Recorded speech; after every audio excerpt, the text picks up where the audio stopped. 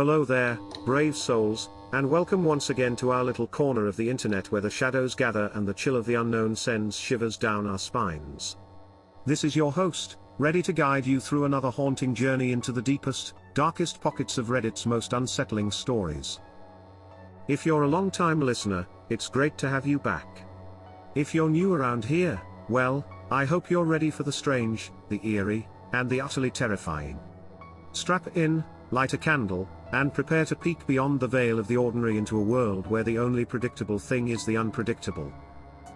Don't forget, if you find yourself enjoying the journey, consider subscribing to our podcast and becoming a part of our community. Like, comment, and share. Every bit of support helps us continue our exploration of the macabre. Now, without any further ado, let's dim the lights and dive headfirst into today's bone-chilling tales from Reddit's hidden archives. Brace yourselves, dear listeners, the night is dark and full of terrors. Welcome to Season 2. I don't have long. Hours, maybe less.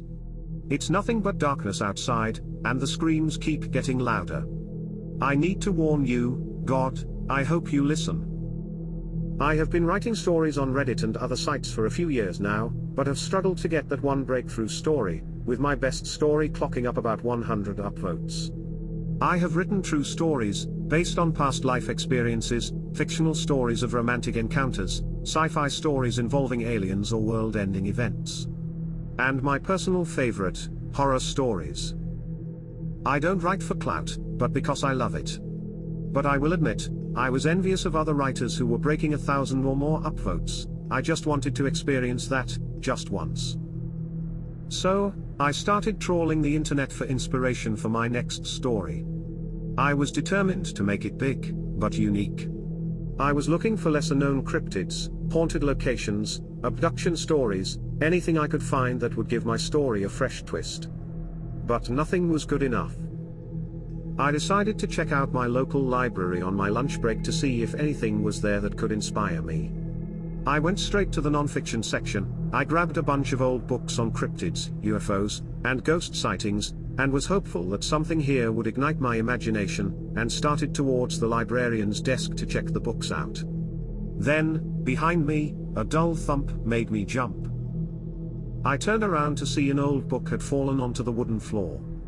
I guess I must have loosened it when I grabbed one of the other books, so figured I should be the one to put it back. I placed my stack of books to the side and bent down to pick the book up from the floor. I don't know exactly how to say this next part, but as soon as I touched the book, I was flooded with emotions like a cold shower running over me. I was happy, sad, scared and angry. I was excited, had the chills, and nervous. I stood up slowly, soaked in sweat from the emotional rush I was experiencing, and turned the book over in my hand.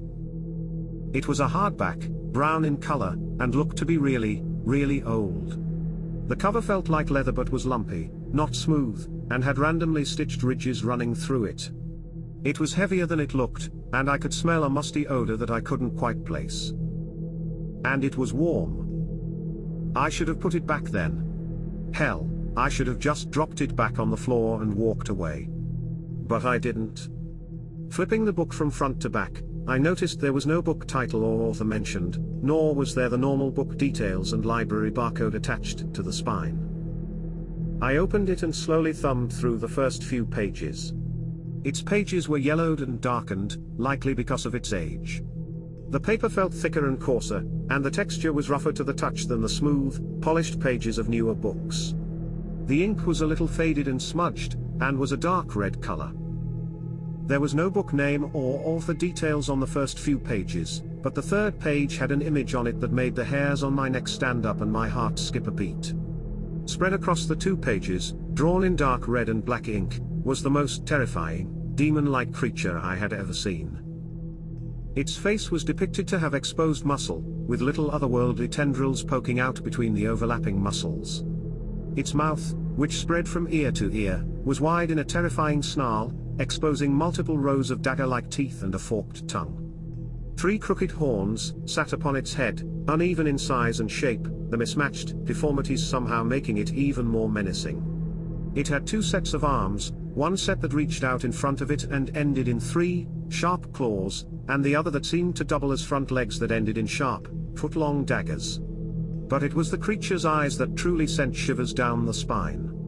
Multiple orbs, each one a different size, dotted its elongated head, similar to that of a spider. And even though this was just a drawing, the eyes seemed to follow me as I moved the book around. Reading the description below the image, I found the name of the demon. I was really into demonology and was confident I had come across most demons that had ever been written about.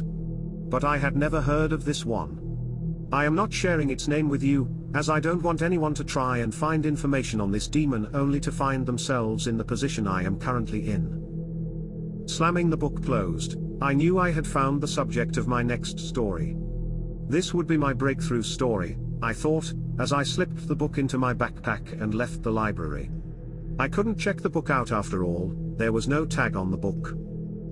The afternoon shift at work dragged on, and I couldn't stop thinking about the book.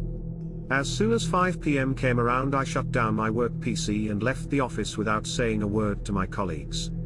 Heading straight home, I pulled out my laptop and started writing. The story was flowing, my new subject was perfect. Empty cans of Red Bull started to pile up on my desk as I wrote a tale, darker than any I had done before. 5 hours and half a dozen Red Bulls later, I had written around 4,000 words and was feeling great. I decided then that I would shop this story around to publishers, as I could already see this story arcing off into a series and spin-offs. This was my golden ticket. I stretched my arms up over my head, my back cracking with relief. I twisted left in my seat, then right, to try to get the last of the stubborn cracks out. I glanced out the window, my eyes drawn to the soft glow of the streetlights illuminating the road outside. It was a calm evening, and the quiet hum of the night wrapped around the neighborhood. Across the road, nestled amidst the darkness, lay a serene park, its trees swaying gently in the breeze. All right, my friends, we've reached the end of yet another eerie journey through the shadows of Reddit's most chilling tales. I sincerely hope you found these stories as riveting and spine-chilling as I did. The world is full of mysteries, isn't it? Remember, if you've enjoyed today's exploration into the unknown, please don't forget to like, comment, and subscribe. Share the podcast with your friends who also love a good scare, it's always more fun to explore the shadows together. A big heartfelt thank you to all of our subscribers, listeners and patrons out there. Your support is invaluable, it keeps the lights on here, and more importantly, keeps us delving into the eerie corners of the internet to bring you the best scary stories out there. If you've encountered any creepy occurrences or have your own chilling stories to share, don't hesitate to reach out to us via subredditchronicles@gmail.com. We always love hearing from you, and who knows, your story might just feature in one of our future episodes. Until next time, keep your eyes open, your hearts brave, and your lights on. After all, you never know what's lurking in the shadows. This is your host, signing off. Stay safe and keep exploring the unexplored.